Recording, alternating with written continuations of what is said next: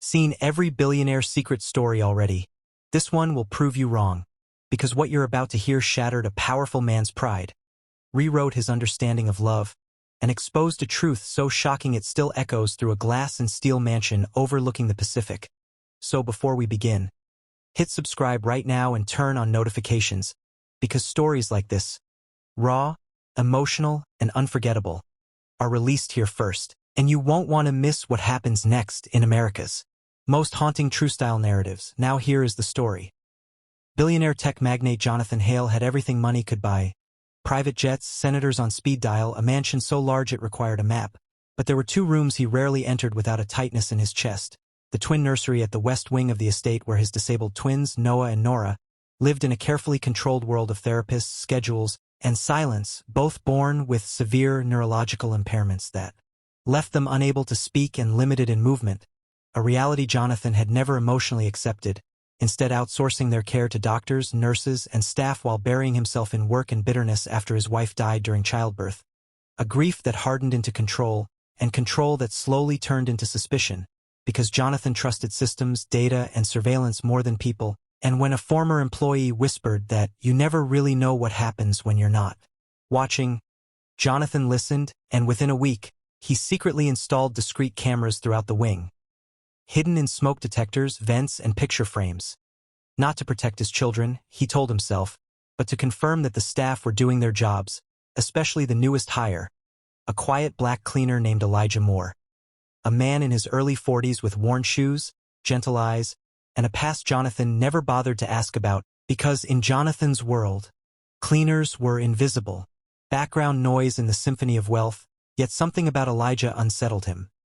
Not because Elijah did anything wrong, but because he didn't fit Jonathan's expectations. He moved slowly, hummed old gospel tunes under his breath, sometimes lingered near the twins' rooms longer than required, and once Jonathan caught him smiling at Noah as if the child had said something funny, which was impossible, and so the cameras went live, feeding into a private monitor in Jonathan's office, and for the first few nights, all he saw were routines. Nurses feeding, therapists stretching limbs, aides documenting vitals, until one night, long past midnight, when insomnia drove Jonathan to glance at the screen and he saw Elijah enter the twins' room with a mop and bucket. Only instead of cleaning, Elijah gently set the tools aside, pulled a chair between the twins' beds, and began to speak softly, telling them about his day, about the bus ride, about how the ocean smelled different at night, and Jonathan scoffed, ready to fire him for wasting time. But then Elijah did something unexpected. He took Noah's rigid hand and began to massage it carefully, applying techniques Jonathan recognized from expensive therapy sessions. Then he sang, low and steady, an old spiritual, and as the camera zoomed slightly from Jonathan's remote control, Jonathan froze, because Noah's fingers twitched, just slightly. Then Nora's eyes fluttered open wider than Jonathan had ever seen, and for the first time since their birth, both twins made sounds. Not cries, not reflexive noises, but soft, responsive hums that followed Elijah's melody, and Jonathan's breath caught,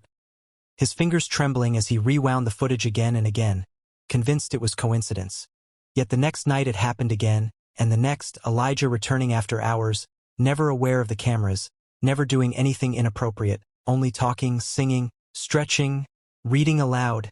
telling stories about his grandmother who raised him, about losing his own son years ago to a drunk driver, about promises he never got to keep, and with each night, the twins responded more, muscles loosening, eyes tracking, breathing synchronizing, and Jonathan felt something crack inside him, a mixture of awe, jealousy, and fear, because this man, this cleaner he barely paid attention to, was reaching his children in ways money and science had failed to do. And the twist came when Jonathan dug into Elijah's background and discovered Elijah had once been a licensed pediatric physical therapist. His career derailed after he testified against a hospital that covered up malpractice involving low-income patients, blacklisted and crushed by legal fees, forced into janitorial work to survive, a truth that filled Jonathan with shame. Yet instead of confronting Elijah with gratitude, Jonathan's paranoia grew darker, wondering if Elijah was manipulating the twins for some hidden agenda. And so Jonathan escalated the surveillance, adding audio analytics, biometric tracking, even thermal imaging, turning his mansion into a lab, and that's when he saw it. The night one nurse yelled at Nora in frustration, her voice sharp, her hands rough, Elijah intervened, calmly but firmly, placing himself between the nurse and the child, and later reporting the incident. An action that cost the nurse her job but marked Elijah as a problem among staff, and Jonathan watched as subtle retaliation followed. Missed supplies, locked closets, whispered accusations, and still Elijah returned every night, unpaid, unseen, driven by something deeper than obligation, and the biggest shock arrived on a stormy night when a power outage knocked out most of the system except the battery-backed cameras. And Jonathan saw Elijah rush into the twins' room during the blackout, shielding them with his own body when a ceiling fixture fell, taking the blow across his shoulder, bleeding, grimacing, but never letting go of Noah's hand, and in that moment, Jonathan realized the cameras hadn't revealed Elijah's threat.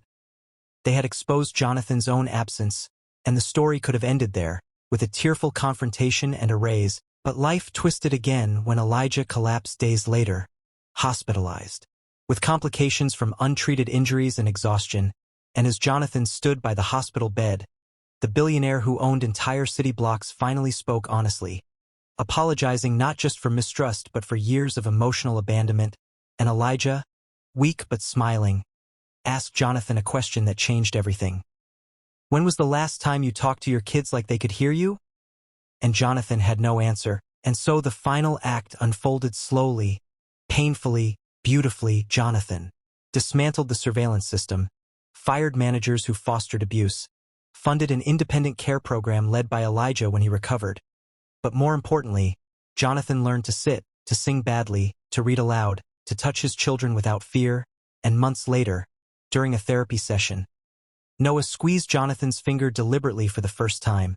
while Nora turned her head toward his voice, and Jonathan wept openly. No cameras recording, no data to analyze, just presence, and the last twist, the one that still circulates in whispers among the elite, is that Jonathan quietly transferred a controlling share of his company into a trust for children with disabilities,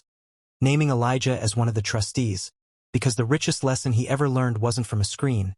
but from a man he once refused to see. And if this story moved you, if it made you question what you think you know about power, love, and humanity, make sure you subscribe now, because the next story may change the way you see the world just as deeply.